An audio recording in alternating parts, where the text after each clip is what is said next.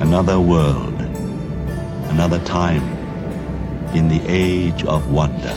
You are listening to Trial by Stone. Trial by Stone! Trial by Stone! Your vital essence, the Dark Crystal. I can feel something. Hear it almost. Don't move. Don't move? Where would I go? Quiet!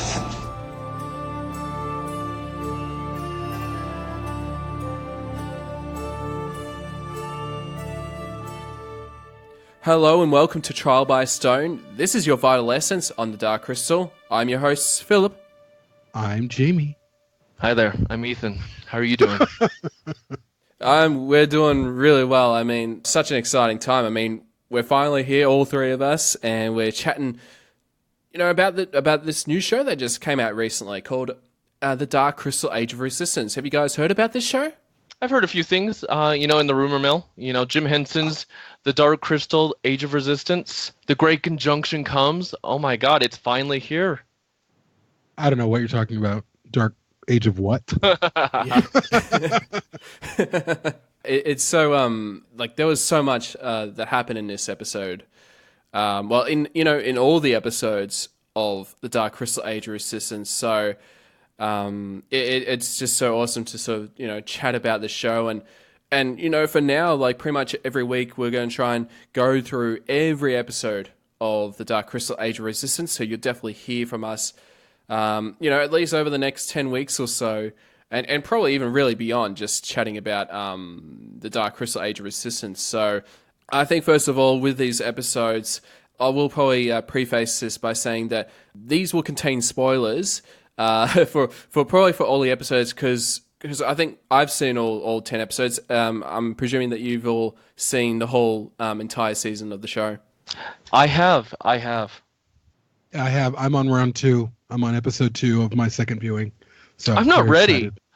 Excited. You're a man. Look at you. My body's not ready. Man? Your body's. Oh, Look Ethan, you're built for 2 viewings. All that height.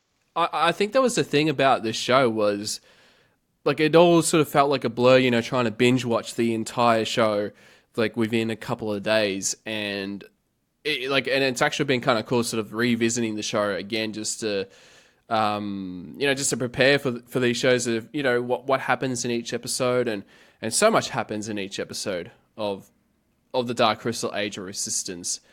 I guess, like, for me, like, my impressions was, I mean, really throughout the show I was really entranced with watching the show, just being immersed with the world of Thra, and I had to give congratulations to the Henson Company and to Netflix, really, for making it all happen with this show. It's just it's been such a surreal sort of experience that we've had with the podcast. Getting talking about Dark Crystal for so many years, and here we are, today, chatting about this TV show.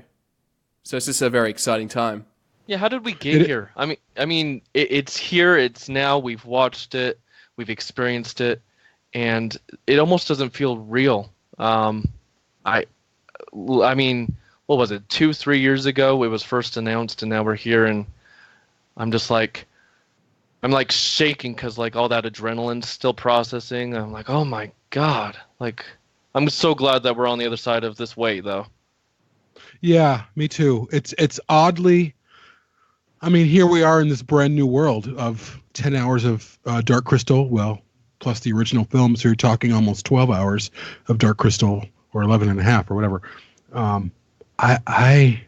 It's hard to fathom where we are, and that we have so much to discuss.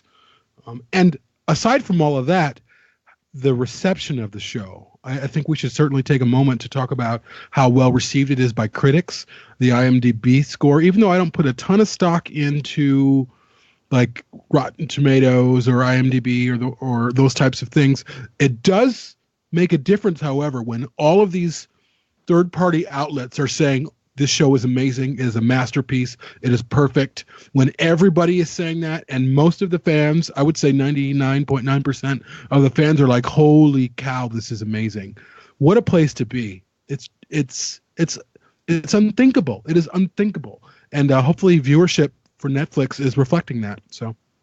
Like, even I think when the show came out, and I was always like refreshing Rotten Tomatoes just to seeing how the score's going. And I think right now, as of this recording, I think it currently stands at 89%, which is just an amazing score just to have, for this, based on this, one film franchise, and with the Dark Crystal really coming back. And yeah, there's been a lot of people that have been loving the show, from fans, from critics, to even new fans are sort of delving into the Dark Crystal for the first time through the Dark Crystal Age of Resistance. So it's just been an amazing time, and just a very surreal weekend.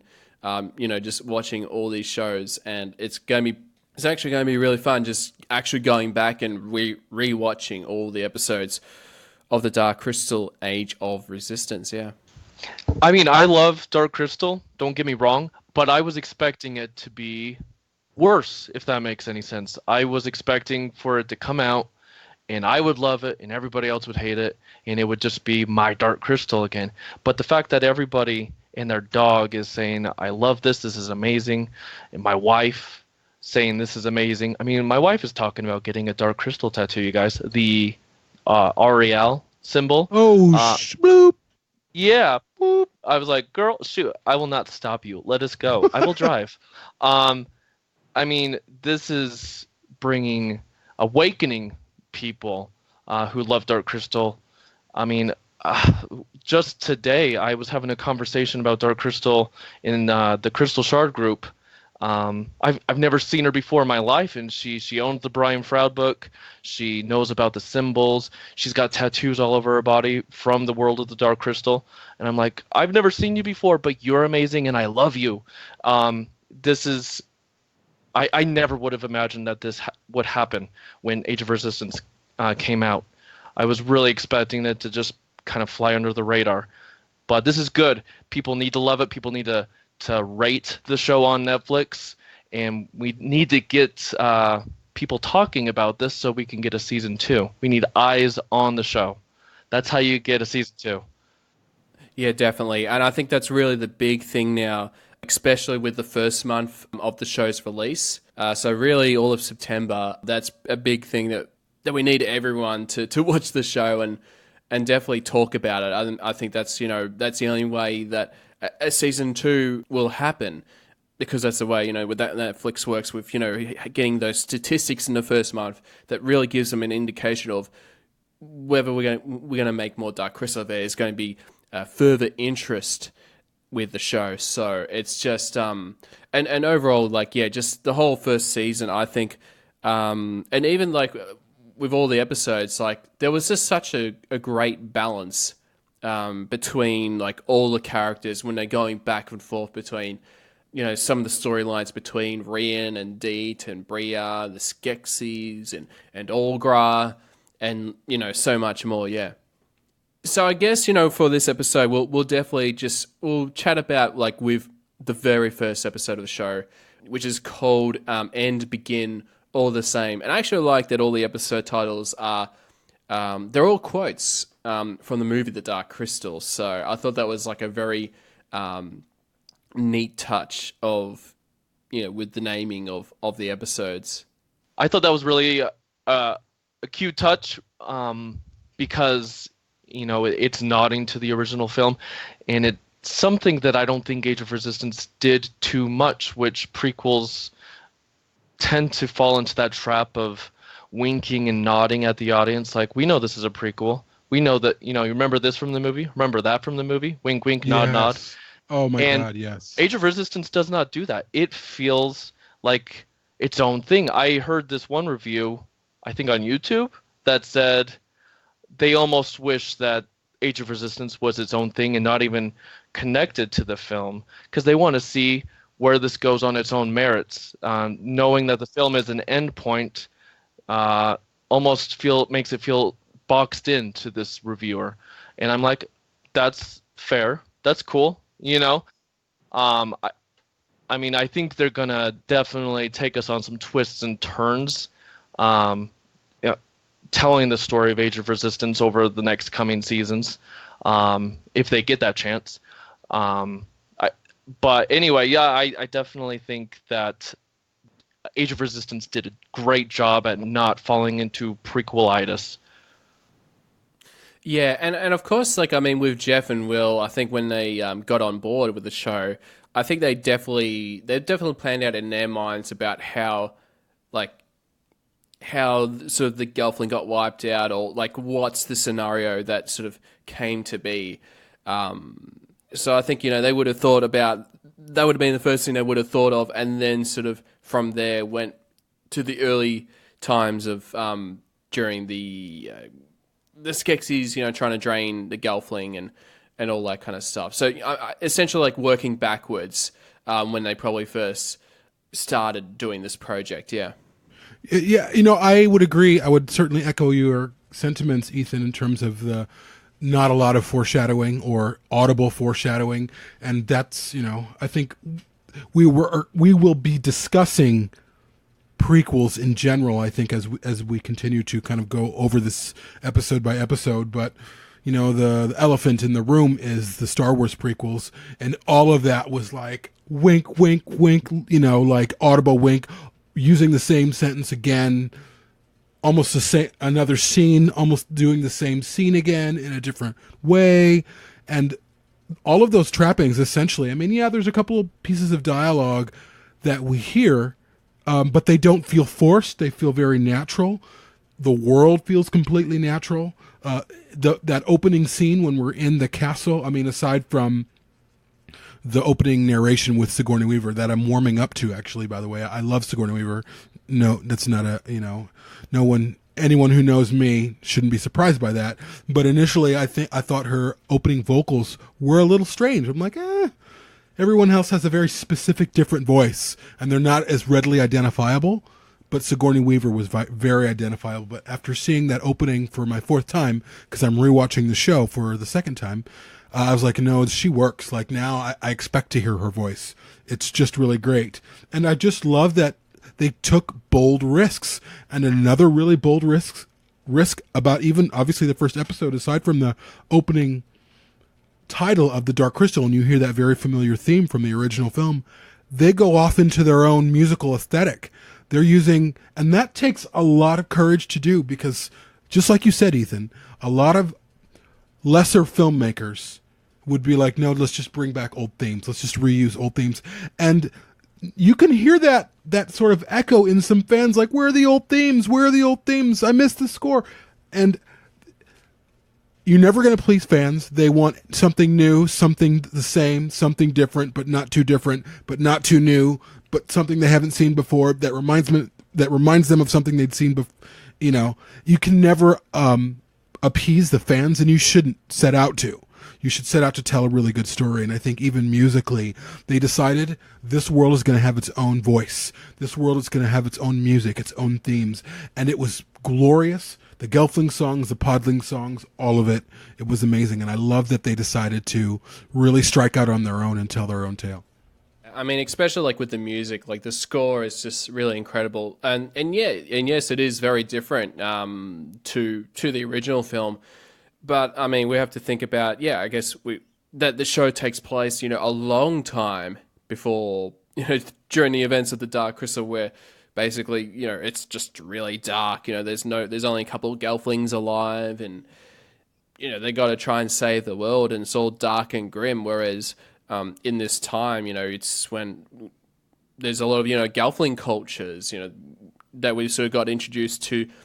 7 Gelfling clans, and I know this is something that we've seen, some in lore from other books and media and all that kind of stuff. But really, seeing the world of Thras sort of come back to life, like in such a big way, with all the Gelflings, was just just really incredible. But I don't think Age of Resistance is as far away from the movie in time than most people would think.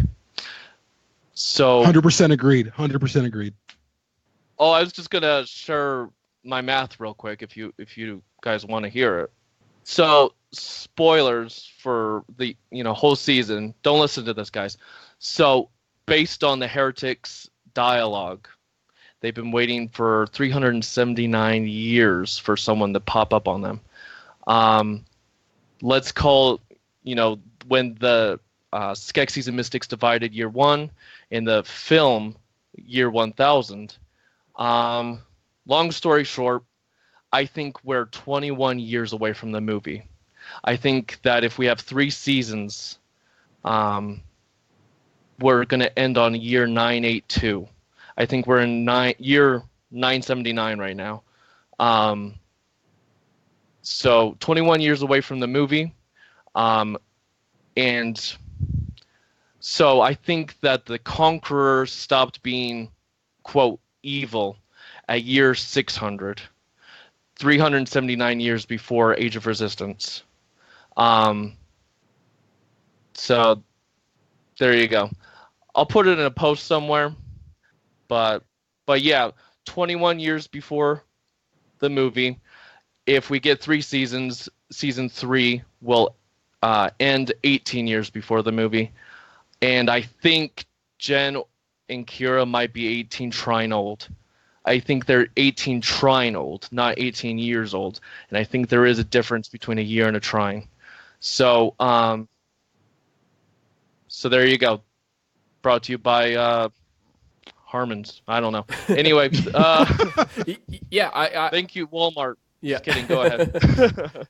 I mean, that was one of the sort of the big mysteries about how many years the show takes place, and of course, people who worked on the show were very vague about it. I think the people who worked on the video game was being quoted as 100 years, but I think like this show had to sort of be a lot closer to the timeline to the film, and I think 21 years probably makes more sense like in Trine than 11 years in Trine, unless that's the thing. It's like how with the age, how Gelfling grow, whether they grow, whether it takes time for them, from a kid to an adult, that sort of thing. So yeah, which is really interesting. So that's awesome. Yeah. So I guess we'll definitely once we have people who worked on the show, we'll have to ask them sort of those kind of questions about that. But I think you might be onto something. Yep. I bet they won't answer. But to Ethan's point, something that really keys off the viewers, and we'll get into this when we get to that episode, but there's some kind of dream fast that happens way later on in the show, and it looks like Brea is running through the woods with a little baby, and she's dressed just like Kira's mother. So that means a few years later, Brea has a baby. That baby is Kira, and that baby is hidden. Years go by, 18 years go by. Kira grows up, and she helps to end Skeksis' power.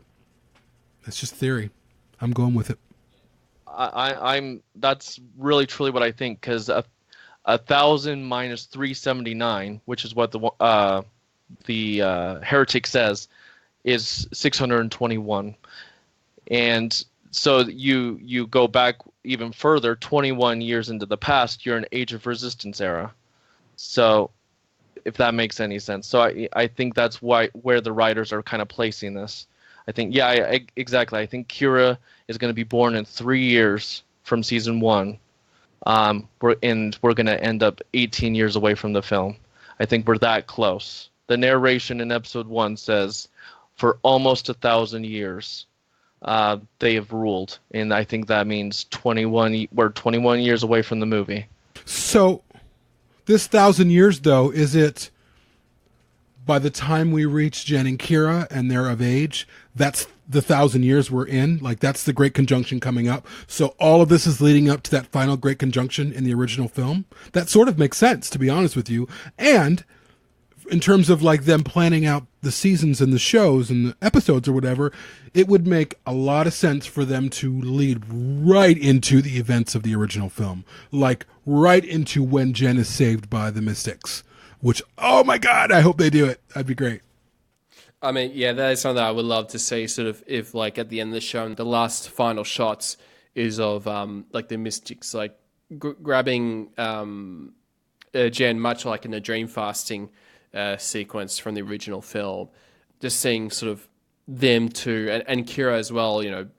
Being in that tree, and then she ends up finding a podling village, and sort of we sort of see a little bit of that like as an epilogue for the Dark Crystal Age of Resistance. I think that'd be pretty awesome.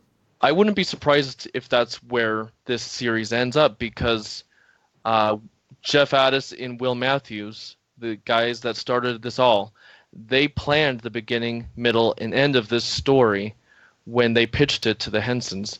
I mean, they're not making this up, you guys. The plan that they came up with for a prequel to the movie is what got them the job. They were so clever and true to the film that they got the job. So there is a plan. They know what they're doing. I think there's going to be twists and turns, but I think we're going to end with Kira being put into the tree and Jen being found by the Master. And I'm excited to see how we get from Age of Resistance Season 1 to those points. It's going to be really exciting. And Lisa Henson also went on record just recently. Someone asked her about a Season 2, and she said initially that Will Matthews and Jeff Addis pitched the series as kind of all of the stuff happening within 6 episodes. And she said it was way too much, way too quickly. So they pulled it back, and they have 10 episodes based off some sort of like some initial material. So what I think is, my assumption is we're going to only get 2 seasons of this show, and the second season is going to lead right up to the events of the original film. I don't know. I mean, we can get into this later. I know we're here to talk about the first episode, but I really don't know. I think the more seasons they do, the harder it is for it to be good. And I'm not talking about the craftsmanship. I'm talking about the story. The story right now is really rich and really dense. It's going to be hard to pull that off in the second season. It's notoriously hard to pull off.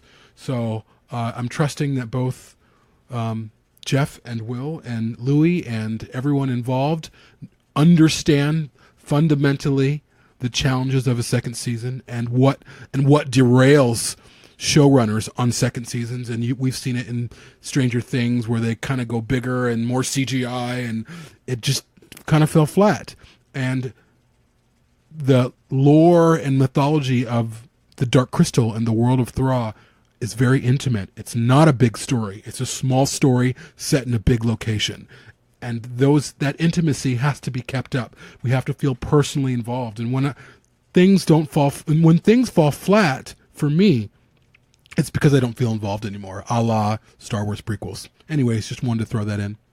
I mean, this could be a story told in 2 seasons, absolutely, because we went from 16 living Skeksis to 13. And after Season 2, we might go from 13 to our 10 from the film.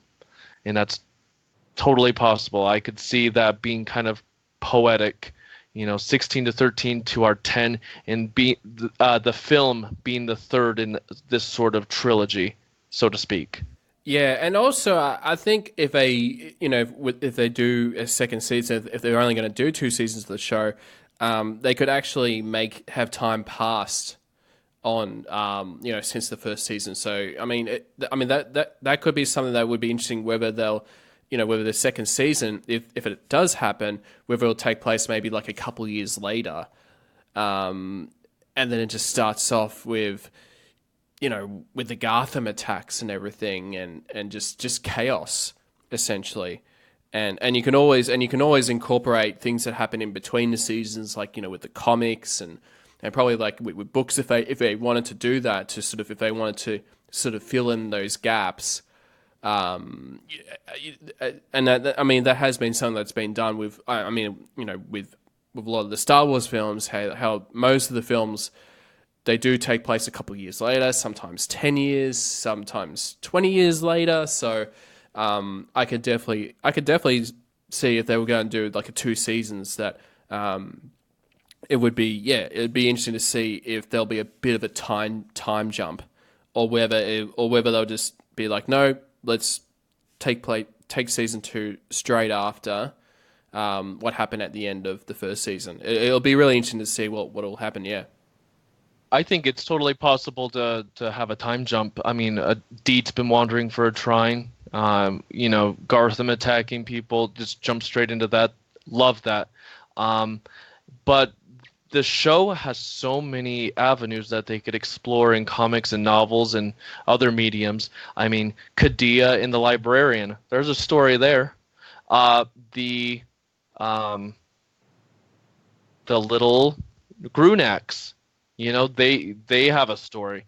The Conqueror before he had his revelation. There are stories that they've almost installed into this season that we can go off onto different branches and explore. I mean, there's a main story arc here to be told. The story of the Gelfling and the Resistance versus the Skeksis, going into the film.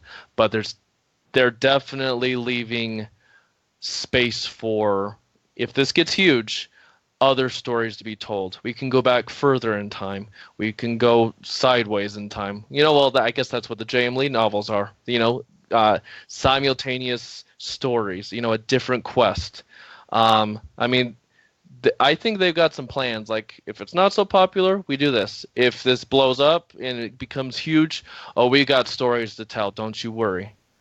Yeah, and also I think like one of the very earlier stories when they were trying to make the Dark Crystal animated series at the time was a story about the Gelflings sort of how they discovered or how they dream fast for the first time. So I mean, even that could even be its own episode, like knowing about the history of dream fasting.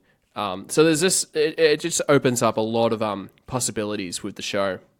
And so I think we'll probably, let's chat about with episode 1 of the show. So I know the episode's called End Begin All the Same. And the synopsis, which is from Netflix, it wrote as, in the land of Thra, a young guard discovers a terrible secret about the Skeksis overlords who control the planet and its powerful crystal of truth. And the show and the episode was actually written by the creators of the show, Jeffrey Addis and Will Matthews. And I think really, again, I probably said this earlier, the thing about the show that I really liked was the balance of how it went back and forth between the characters, and each had their own sort of storylines that you could really invest in. So you had like moments like, with Rian, whereas, sort of his storyline is him discovering that his love interest, pretty much his love, Mira being drained by the Skeksis, and yeah, I mean, and like I loved that Rian's storyline, because I guess it's something that we've sort of read earlier, like with Shadows of the Dark Crystal, that sort of delved into those storylines. And I guess I want to know, like, what was some of like your favorite moments within the episode of the first episode of the Dark Crystal: Age of Resistance? My favorite moment. I go think ahead, we should start with. I'm sorry. I was just thinking we should start with Phil. You and I have seen it 2 or 3 times. I have no idea what was going through Phil's head. You are the founder of this show. I want to hear from you. Well, I mean, there was a lot of moments, like favorite moments. I mean, where it was like just, I guess for me, I'm always about like the little fun moments within the Dark Crystal. I mean, I do love like this really scary moments. I mean, what probably the biggest shock was really seeing Mira getting drained of her essence, from the Skeksis. And, I guess, when watching the show, I didn't realize that,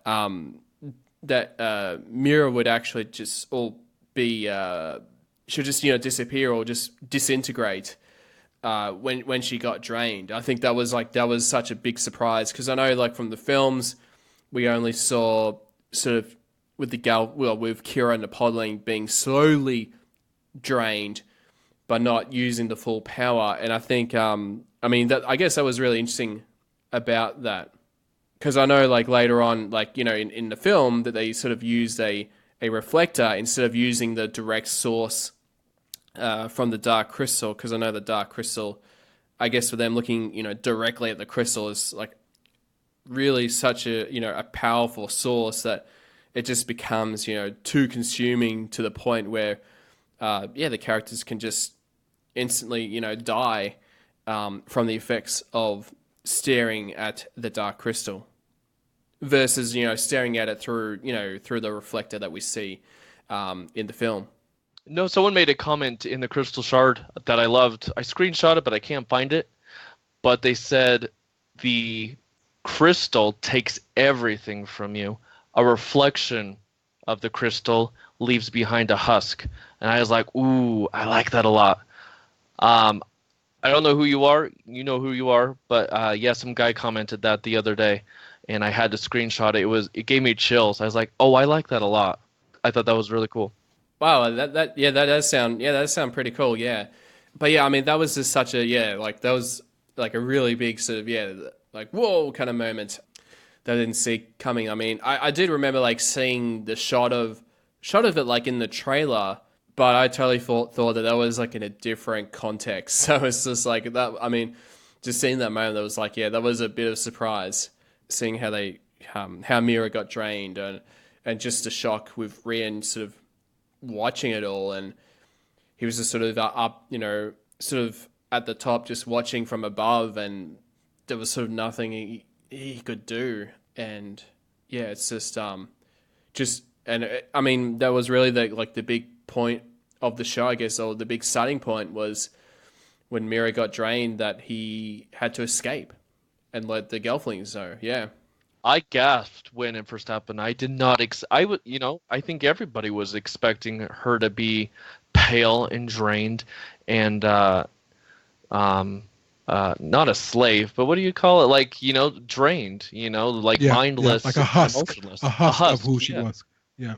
And then she disappears in a flash of light, and you're like, "Excuse me? Wait, what?" It was startling and so clever.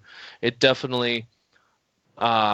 You assume this is why they got the reflector later, because it's just too powerful. They, super clever. I did not expect that at all. What are your favorite moments, Jamie? Oh, wow. I love the shot the scene with the podlings and the food. I thought that was really great. I thought the reactions, just the timing, it was comedic, it was sweet, just really, really, really wonderful. I loved watching Rian, Mira, and Gurjin walking sort of in the castle. The castle felt huge. It just is the biggest it's ever felt. Just all of that, just the texture of the space that they're in. Right when you see these Gelfling, there's no question where we are. There's no question where we are. We're in the castle, and in terms of we're on Thra.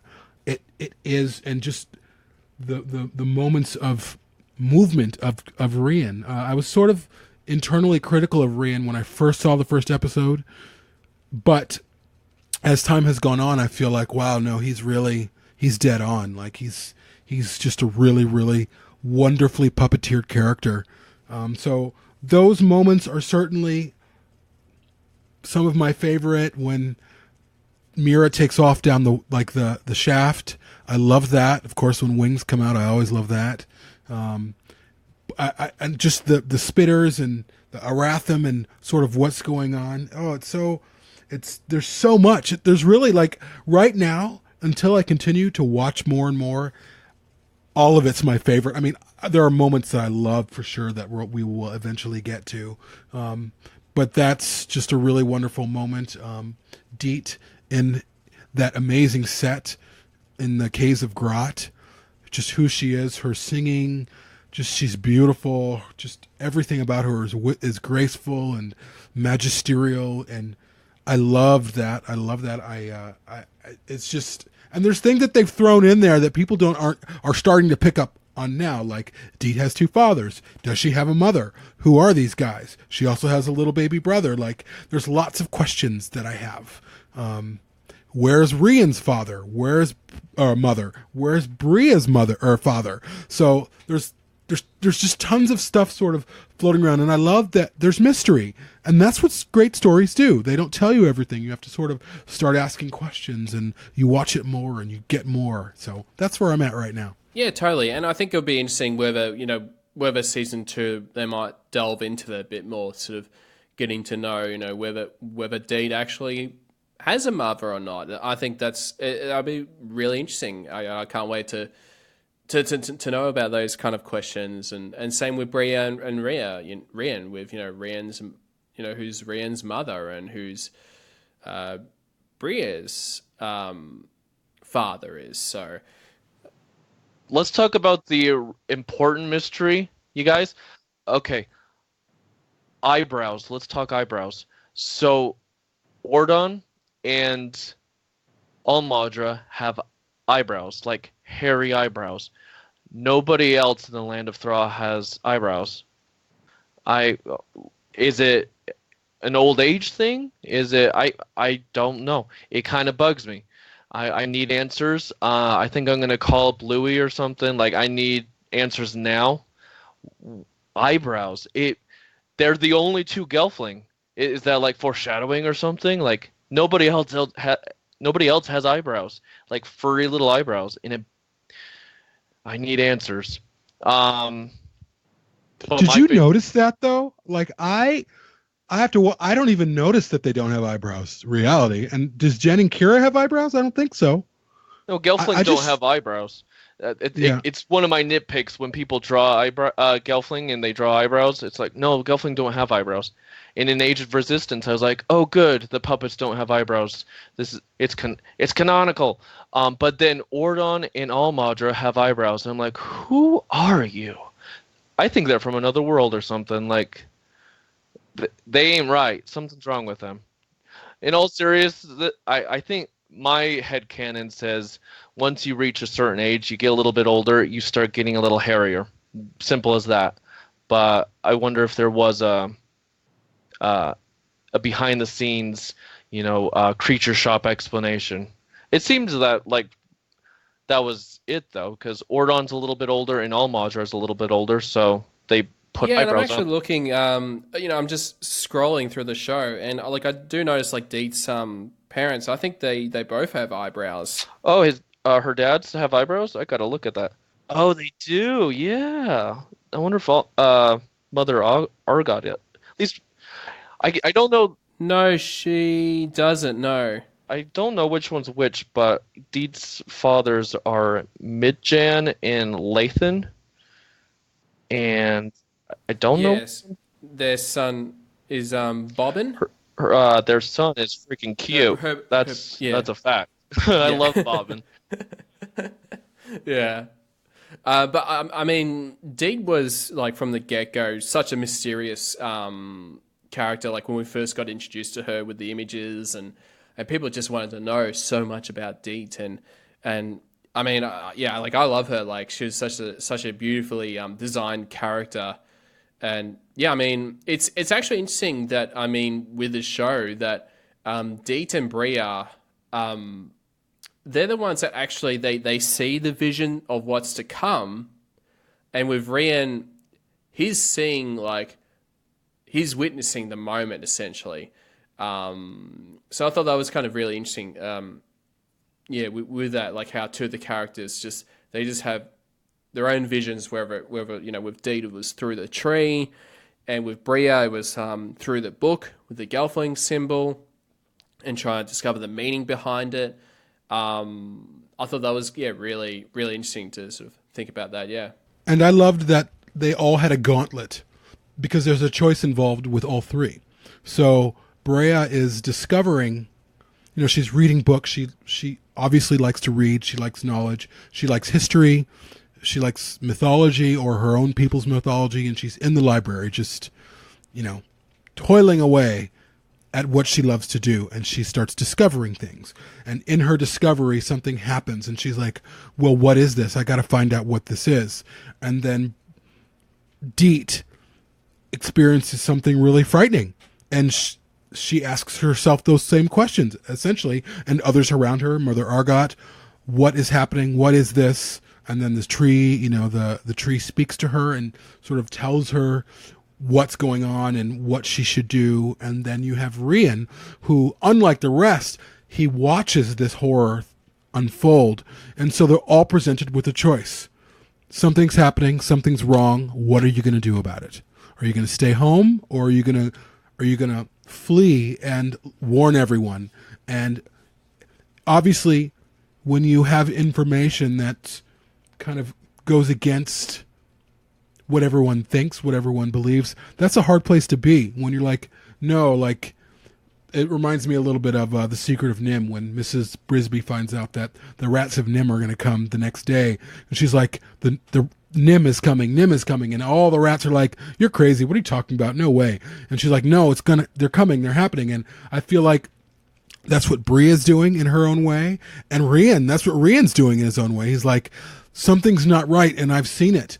But life is, for the Gelfling, is essentially sort of okay. So, and he and Brea and sort of Deet in her own way are disrupting all of that. So what does it mean to disrupt everyone's way of life? What are the consequences of that? How popular are you going to be if you disrupt everyone's way of life because you have a larger truth that's important? So I just love that that's sort of where these characters are this first episode, and they're processing this information. It's terrifying them, it's scaring them, but they have to run, they have to flee, they have to tell others who are more important, who can do something about it. And it's just the brilliance of the writing of that first episode.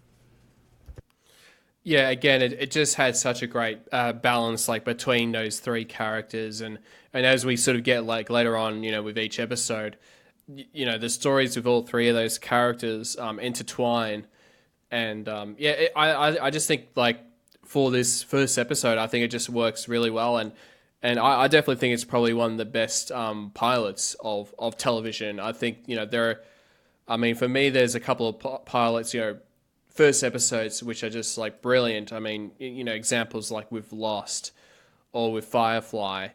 And I think the Dark Crystal Age of Resistance, with the first episode and Begin all the same, is definitely up there in regards to sort of best pilots, and really was able to explain the world. I mean, like, especially sort of, trying to introduce, like, all the different clans of Gelfling, and just getting to know so much about the world of Thra.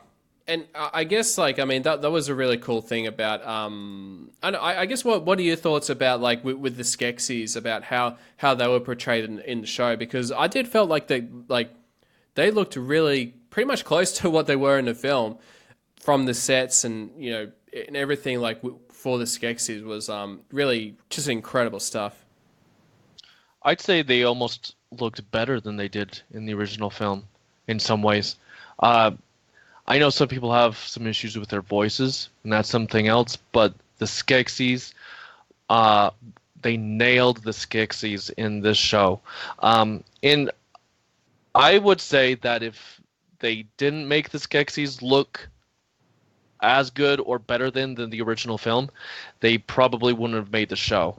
And, I mean, the Skeksis are the Dark Crystal. They are Age of Resistance, and they look perfect, and especially the new ones. I love Skeklak the Collector. The Collector is a new original Skeksis, not in the original film at all. I wonder if Brian Froud, just sat down and said, "Collector, okay, I'll make a Collector," because, as some fans may know, the Collector from the manga is a completely different concept, a different personality, different appearance. But this, in my opinion, is probably a Brian Froud grown Collector. They probably said, make a Collector, and he did. And the Collector's so gross, so funny, so beautiful, and it just, the Collector fits with the rest of them. They all have this gross little tick about them, and the Collector's got that. In the general, it confused some people. The general is not Skekung the Garthamaster, but he is a good, I guess, stand-in. Real quick, we've got the general, we got the collector, and we got the hunter, and those are stand-ins. And do not listen to this podcast if you don't want spoilers for all 10 episodes. But those 3 Skeksis do die, and next season, if we get one, we'll probably get Skekung, the Gartham Master, Skekshad, the Treasurer, and Skekna, the Slave Master. And in my opinion, those are the counterparts to those Skeksis, if you will. They're almost redundant if they're in the same room together, but it's perfect that they fill in those empty spots now in season 2. Because, the collector is a treasurer. And the hunter, which is a dangerous, scary Skeksis, that's Skekna. He is dangerous and evil and scary looking. And then the general, General Skekvar, he was going to be the Gartham Master, but now he's dead, isn't he? Now Skekung, he's going to come in and he's going to be the new general, and he's going to take charge of the Gartham project. And I'm excited to see that. Here we go. Sorry, I got derailed there. The Skeksis are perfect. I wouldn't change a single thing about them. I agree. And I also think that there's certain roles within the Skeksis hierarchy or whatever, like being a general is a role. Like you're the new general. Like, for instance, you're the new captain of the guards. So I think people are a little bit tied into the name of this character as opposed to the role of the character, whereas he's called the Scroll Keeper, but that's not his name. That's what he does. So, because I think that there was some confusion. I think was a Den of Geek posted something that like Age of Resistance is a different timeline because they kill the general, so it's something ridiculous. Obviously, they weren't really doing their homework or paying attention. But yeah, just so for the confusion of everyone, there are roles within Skeksis hierarchy, and they do certain things. The collector, the scroll keeper, the emperor, the general, the chamberlain, which I don't even know what the chamberlain would be. Like, I don't even know what that means. I have to look that up, to be honest with you. But it's going to be interesting to see the Gartham Master return, because the Gartham Master was scary. He's just crazy scary in the original film. So it's going to be great to see him back and take on that role and sort of make the Gartham into the fierce creatures that they are. Yeah, absolutely. And I think, like, especially like with knowing like where all the other Skeksis are. I mean, especially like with Skeksar, the Mariner, and Skekli, the Setratist. And I think it was, yeah, I mean, I know those characters sort of got a bit of a mention at the end of Age of Resistance. I think the Skeksis are sort of talking about, where are these other characters and stuff. So, yeah, it'll be very exciting to see, where those characters will be in season 2 of the show. Yeah, there's just like so many moments that just happen like within the show. I mean, I love sort of when we got the introduction of with Bria and just the long tracking shot and how it's moving and just sort of flowing and goes up and then it goes down. And then you see the Pluffum, eating pages of the book, and then you see the paper flowing down, and like that was probably like one of the incredible shots from the show. And yeah, it's just I guess I'm sort of lost for words at times, just trying to describe like with the show. It's just unlike anything with the Dark Crystal Age of Resistance. And I think definitely as time goes on, I think we'll, rewatching all these episodes, that there'll be things that we, missed seeing the first or even the second time, that once we get to, to talking more about each episode of the Dark Crystal Age of Resistance, that there'll be so much to look forward to. I'm interested to see how Age of Resistance changes filmmaking in the future. I think that we're going to see a renaissance in practical effects.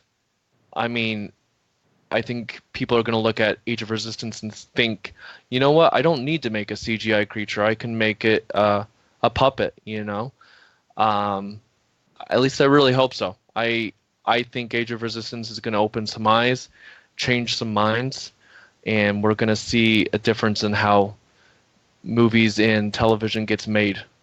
I think we'll have to wrap up with talking about this first episode of the Dark Crystal Age of Resistance.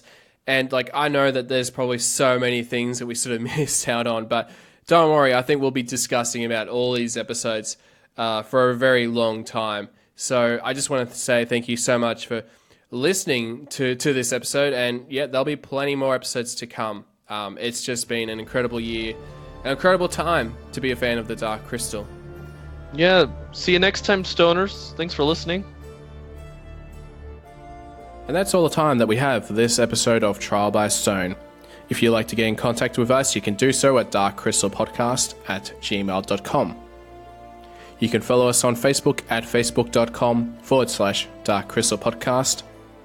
We're on Twitter at darkcrystalpod. You can follow us on Instagram at instagram.com/darkcrystalpodcasts. We also have an official website for Trial by Stone, which you can check it out at darkcrystalpodcast.com. If you like the show and you think that others would love it too, then please write a review for the show. It'd be greatly appreciated. Thank you all so much, and stay tuned for the next episode of Trial by Stone.